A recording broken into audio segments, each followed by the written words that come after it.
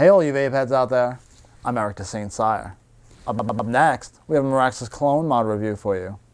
Keep vaping hard, and thank you for watching another edition of The Coil.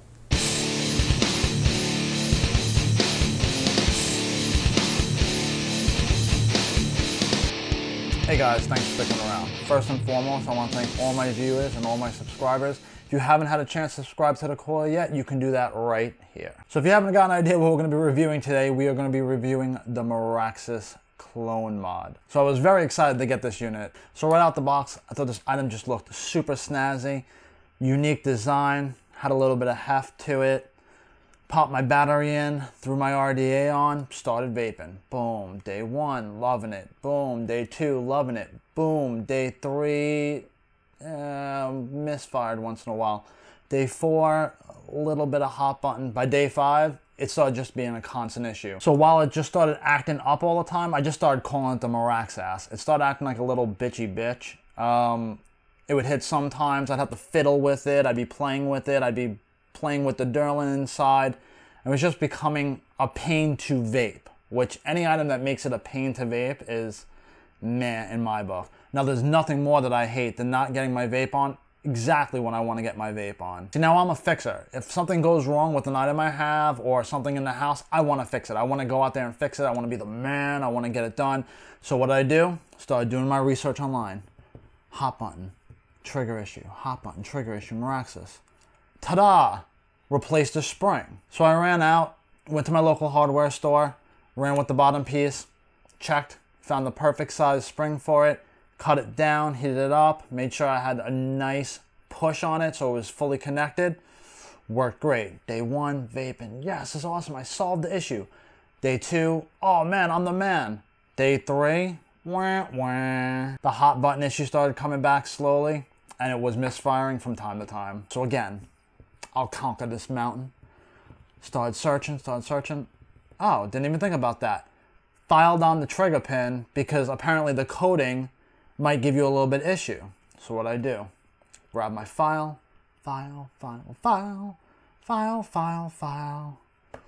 it back together, start vaping, boom, boom, boom, boom, boom. Was absolutely loving it. Was feeling it again. Gave it about a week. Was out and about. Started feeling the hot button again. Started seeing that the trigger wasn't working correctly. Wasn't hitting that battery correctly. So again, I'm not giving up. My beautiful baby is not lost yet. Couldn't find anything else. Just doing this little research. Boom. Found magnets available for it on eBay. So I figured, what the hell. Threw the $5 out there.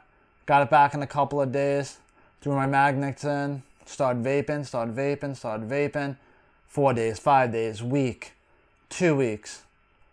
Started getting a little bit of a hot button issue. I could deal with it. Again. Didn't hit one day perfectly. I can deal with it. Push. So eventually it just became a sporadic issue. Sometimes it happens, sometimes it doesn't. Sometimes I get an amazing vape out of it. Sometimes I get the hot button out of it. It's far and few in between now, so I can definitely live with it, but it still does have its issues. But then you get vapes like that just make it all worth it. Now this item does break down into 7 individual pieces. You'll see this pop-up video over here, which will break you through as I run you through. You can configure it different ways. It does take an 18350, 18500, and 18650 battery. I currently run it on 18650 mode.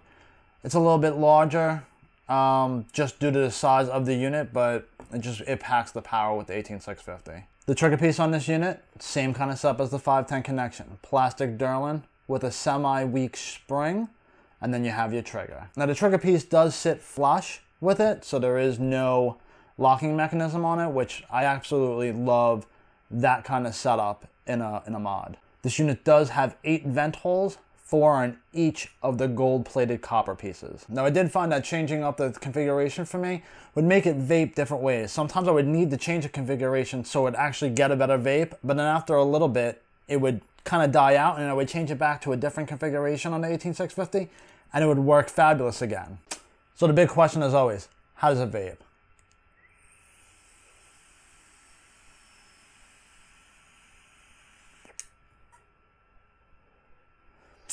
tasty.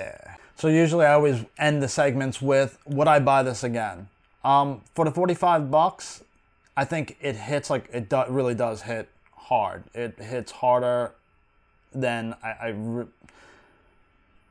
think it hits harder than everything else besides my Overdose clone right now. So it is a great unit when it works. When it works, it's a fantastic vape. So now knowing what I know, and if I saw a video like this, or if I had all those pieces online before I bought the unit, I knew exactly what I needed to do, and I just say I filed it down and just went with the magnets without going through the spring issue. Yeah, I would definitely. I know what the fix is. It's no big deal. It's a good price on a solid clone.